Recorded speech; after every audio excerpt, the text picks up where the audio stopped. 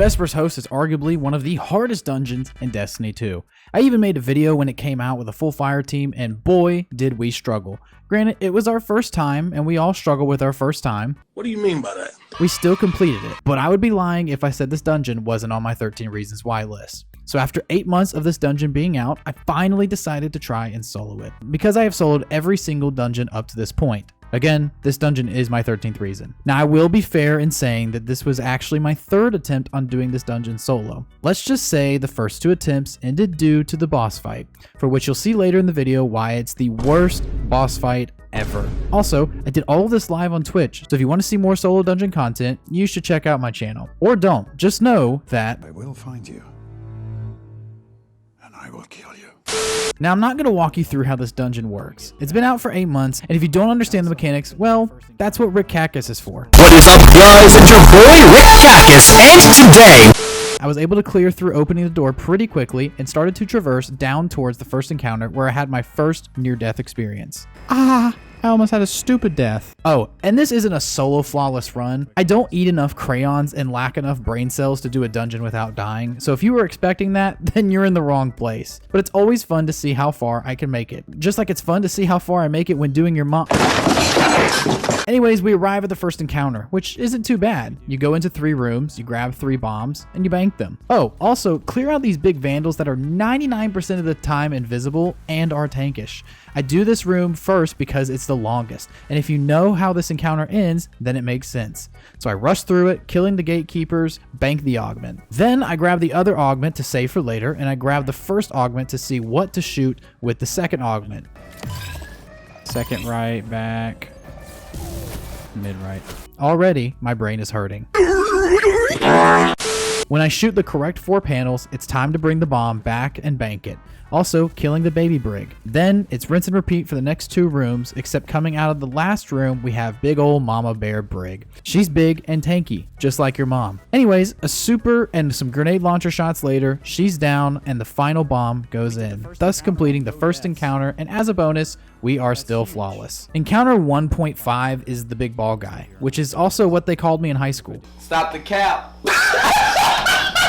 Anyways, this is just opening and closing doors because we have limited charges and banking more bombs.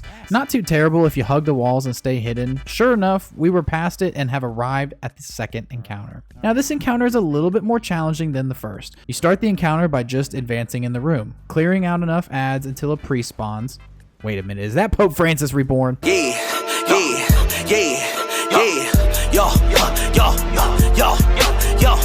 Once you kill the priest, you get teleported into this room where Shanks shoot at you and little suicide terrorists just want to give you an explosive hug. Once you clear everything, a Shank spawns, which has a new buff, the suppressor. You activate it in front of the boss, but not too close because he'll stomp you. Not sure how considering he's just a big ball, but that's another topic for another day. Anyways, doing this causes the big ball to split into multiple tiny balls, which is what your dad had back in high school. Stop it. Get some help. 2 of these tiny balls will look a little different. You're going to find the ones that are marked and remember their numbers. Then it's just rinse and repeat until you get 2 more numbers. Then you go down, you grab the operator augment, which I forgot to mention earlier, and you shoot the 4 numbers that you found from above. 6425. Then you get the suppressor again and split big ball into tiny balls.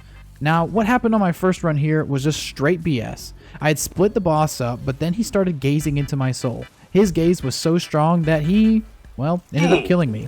Never fall in love, kids. Moral of the story here. With our first death out of the way, we run it back, where I immediately followed up by saying this. Yeah, last run we definitely had a lot of stupid deaths. A lot of stupid deaths. And that is definitely a stupid death. By all means, that is a stupid death. Yeah, I deserve that. Anyways, on our 3rd attempt, we go and get the numbers and finally get a real damage phase. Here, I shoot an explosive worm at them and start smashing ice crystals in that direction. Something I know that the protesters in LA wish that they could be doing right now. After that, we get a 2nd phase down and a 3rd phase down where this happens. Oh my goodness, dude. Luckily, I was so dialed in and was able to knock out this boss in just 4 damage phases. That's what I'll do to Now we go back to traversing outside the space station and get to see what I consider my 14th reason. The list only grows from here. These little yellow circles you see are a one hit if you're standing in them whenever they ignite. And spoiler, they cover the boss room's floor all the time. The sad part is, this was just part of the problem. But let's not get ahead of ourselves. We go through a laser minefield and then back outside to even more death circles. Eventually, we come to the most agitating boss in dungeon history, the corrupted puppeteer. I'll explain how this whole mechanic works in a minute, and by the time I'm done, you'll want to stick your head in a blender and hit the puree button, because I sure did. But before that, I do some last minute loadout changes. This is just one of many that I make throughout this encounter. Trust me, by the end of this, you are going to question my loadout entirely. Anyways, let me explain this monstrosity. You start by running into a room. The boss hangs out with you, shooting in the room, and makes it to where you can't shoot back. On top of that, he spawns in these radiant enemies that just want to get in your pants. You must first get the suppressor buff and get them to focus on that.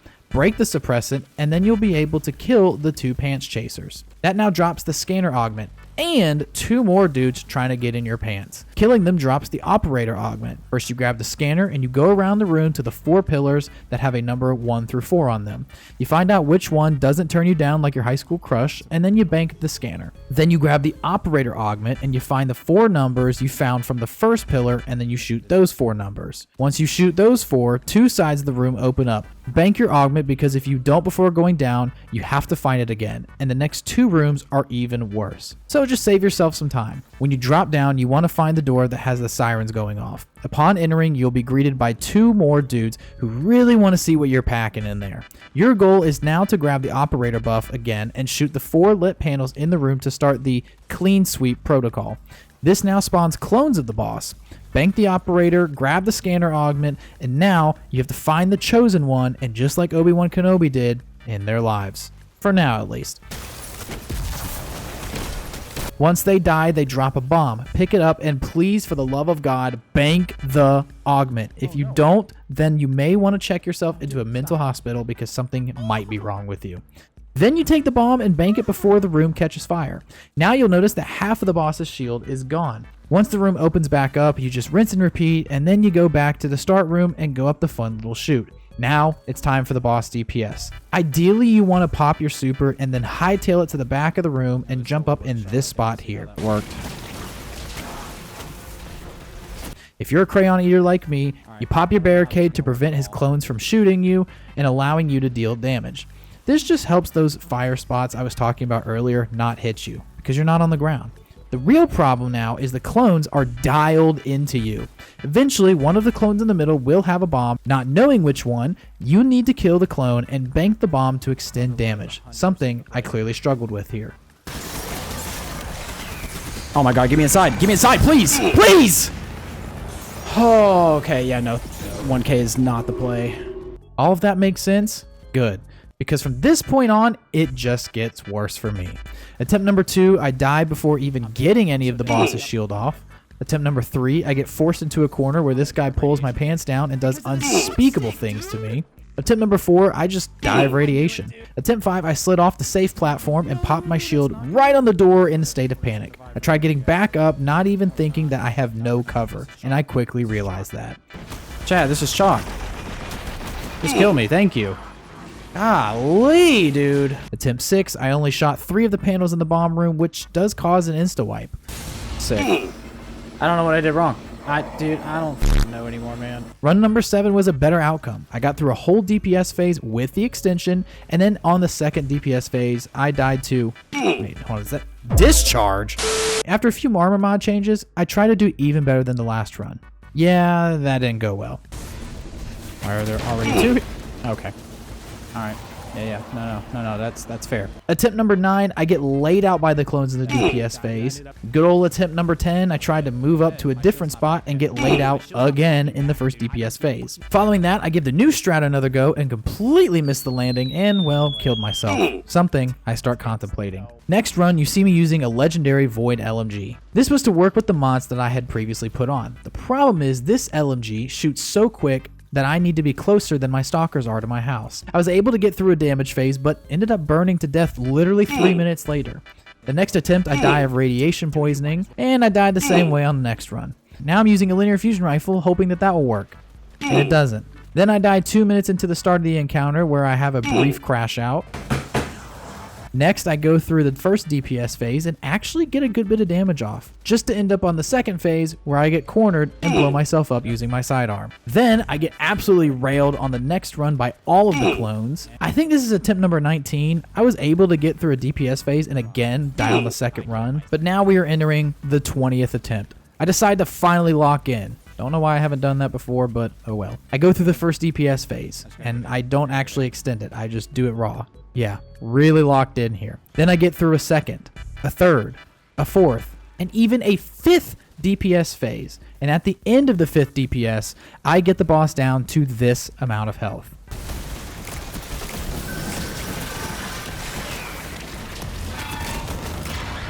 Nope, don't risk it. Don't risk it. But remember, I said I locked in. All I had to do was just hit my super on the next DPS phase.